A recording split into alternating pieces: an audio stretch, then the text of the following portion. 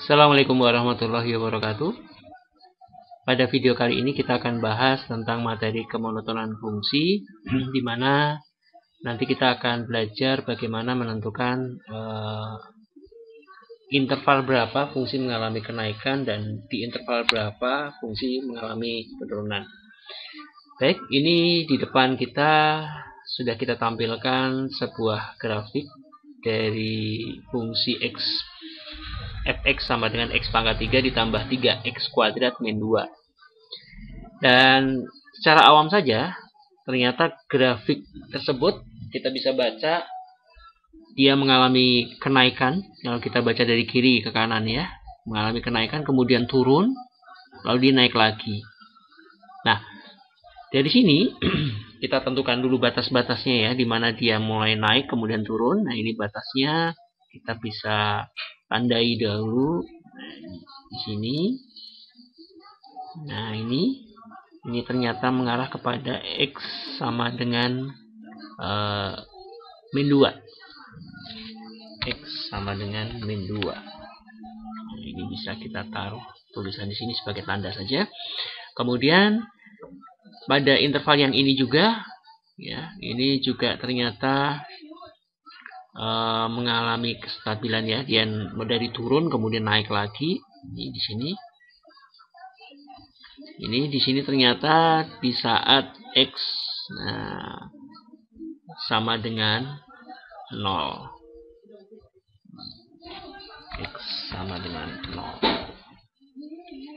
Baik, nah kemudian di sini kita bisa tandai juga dari kiri ini ternyata mengalami kenaikan ya, kenaikan sampai di sini. Nah, ini mengalami kenaikan sampai di sini.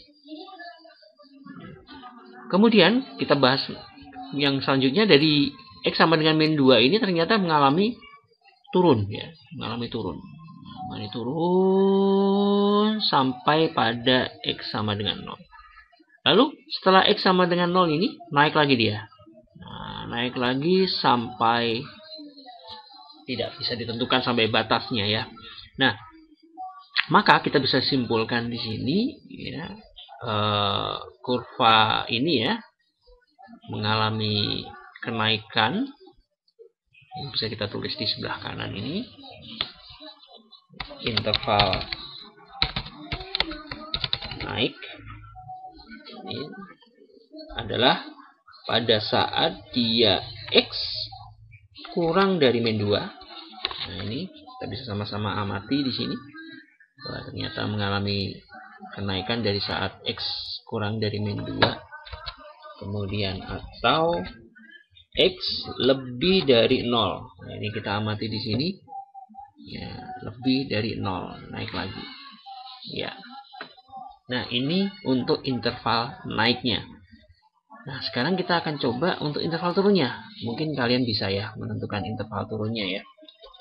Interval turun. Nah, di sini karena turunnya ini ternyata di antara dua batas kestabilan. Nah, ini di antara dua batas kestabilan.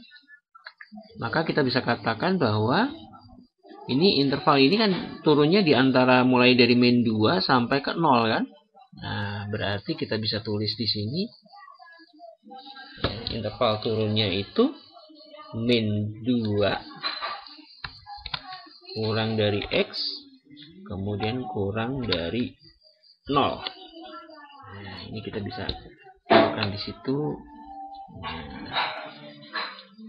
Nah, berarti kita secara grafik bisa menentukan interval naik dan interval turunnya dengan cara membaca grafik. Nah, nanti setelah ini tentunya kita harus bahas pula bagaimana cara kita menentukan interval naik dan interval turun dari sebuah fungsi itu tanpa harus menggambar grafik. Nah, ini nanti kita akan memanfaatkan turunan ya. Ya. Oke, nah sekarang kita lihat nih. Kita lihat di sini, kita akan gambarkan yang lain lagi ya. Di sini ketika mengalami kenaikan, ini coba kita bayangkan ini sebuah garis singgung. Nah, ini garis singgungnya. Nah, garis singgungnya. Nah, sekarang kita lihat nih, kalau garis singgungnya baca dari kiri ke kanan ini ternyata memang naik ya. Dimana di sini kemiringan alfanya ini positif. Maka jelas bahwa gradien M ya, ini pasti positif. Pasti positif. Tetapi ketika turun, kita lihat turun. Nah, turun gini. Ini alfa di sini. Ini alfa negatif. Maka sudah dipastikan bahwa M-nya adalah negatif. Nah, kemudian ini naik lagi kan? Naik lagi. Nah, naik lagi. Ini alfanya, ini M-nya juga positif. Nah, kita tahu dan kita sudah bahas sebelumnya bahwa M itu gradien. Gradien adalah turunan pertama dari sebuah fungsi. Nah, turunan pertama dari sebuah fungsi. Nah, berarti kita bisa simpulkan bahwa fungsi mengalami interval naik jika gradiennya itu positif. Gradiennya positif. Nah, berarti bisa kita simpulkan nanti di sini interval naik itu dialami saat turunan pertamanya turunan pertama itu lebih dari 0 karena dia harus positif kalau naik.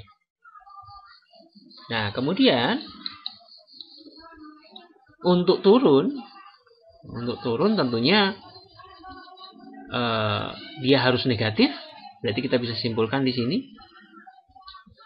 interval turun itu jika turunan pertamanya kurang dari 0 karena dia harus negatif. Nah, dari sinilah kita bisa memanfaatkan konsep turunan untuk menentukan kapan fungsi tersebut mengalami turun dan kapan fungsi tersebut mengalami naik.